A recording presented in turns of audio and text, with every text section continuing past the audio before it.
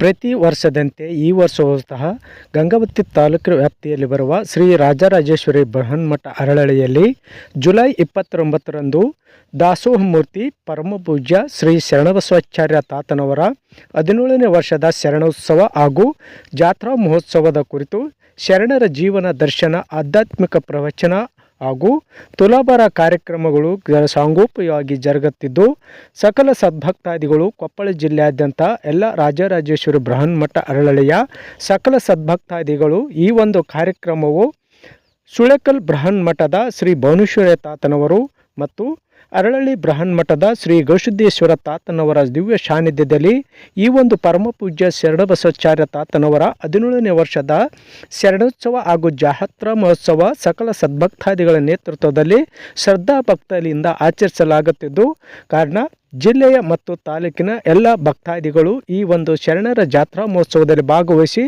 ಶ್ರೀ ಶರಣರ ಕೃಪೆಗೆ ಪಾತ್ರರಾಗುವಂತೆ ಬೃಹನ್ಮಠ ಅರಳಳ್ಳಿಯ ಶ್ರೀಗಳಾದ ಗವಿಸಿದ್ದೇಶ್ವರ ತಾತನವರು ನಮ್ಮ AT1 ಪರಮೇಶ್ವರ ಜಗದೀಶ್ವರ, ಪರಮೇಶ್ವರ ಜಗದೀಶ್ವರ, ಕಲಬುರಗಿ ಶ್ರೀ ಶರಣ ಬಸವೇಶ್ವರ, ಕಲಬುರಗಿ ಶ್ರೀ ಶರಣ ಬಸವೇಶ್ವರ, ಪರಮೇಶ್ವರ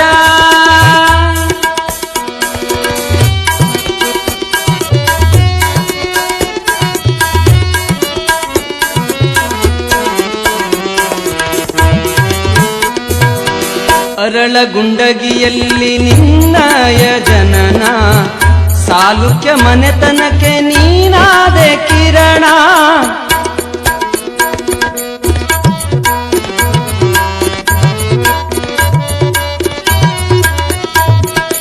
ಅರಳಗುಂಡಗಿಯಲ್ಲಿ ನಿನ್ನಯ ಜನನ, ಸಾಲುಕ್ಯ ಮನೆತನಕ್ಕೆ ನೀನಾದೆ ಕಿರಣ, ನಿತ್ಯವೂ ಮಾಡಿದೆ ಗುರುವಿನ ಸ್ಮರಣ, ನಿತ್ಯವೂ ಮಾಡಿದೆ ಗುರುವಿನ ಸ್ಮರಣ, ಸತ್ಯ ಕಾಯಕ ಜ್ಯೋತಿ ನೀನಾದೆ ಶರಣ,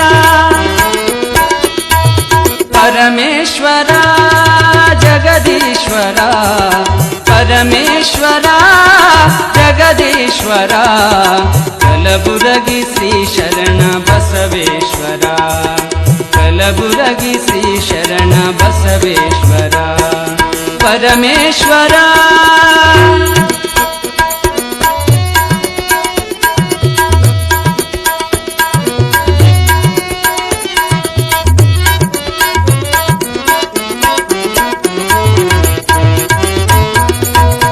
ಶಮೆದಮೆ ಎರಡೆತ್ತು ನೇಗಿಲ ಹೂಡಿದೆ, ತನುವೆಂಬ ಹೊಲವ ಹಸನಾನಿ ಮಾಡಿದೆ,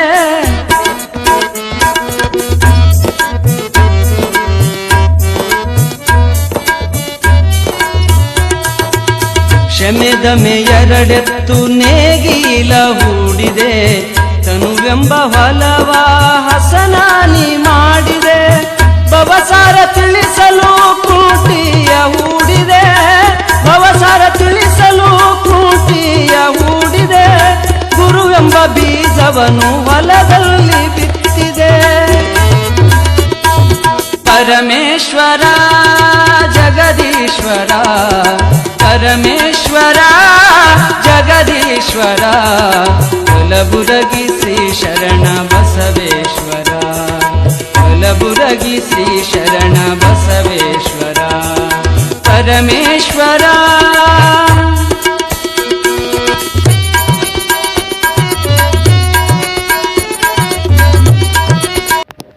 ಶ್ರೀ ಗುರುಭ್ಯೋ ನಮಃ.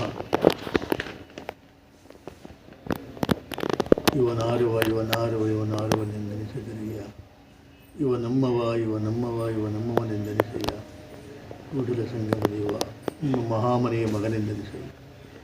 ಪ್ರಾತಸ್ಮರಣೀಯರಾದ ಜಗದಾದಿ ಜಗದ್ಗುರುಗಳನ್ನು, ಬಸವಾದಿ ಶಿವಚರಣರನ್ನು, ದಾಸ ಮತ್ತು ಮೊಹಮ್ಮದ್ ಸೂಫಿ ಪೈಗಂಬರನ್ನು ಸ್ಮರಿಸಿಕೊಂಡು ಗಂಗಾವತಿ ತಾಲೂಕು ಅರಳಳ್ಳಿ ಗ್ರಾಮದಲ್ಲಿ ಶ್ರೀ ರಾಜರಾಜೇಶ್ವರಿ ಬೃಹನ್ಮಠದ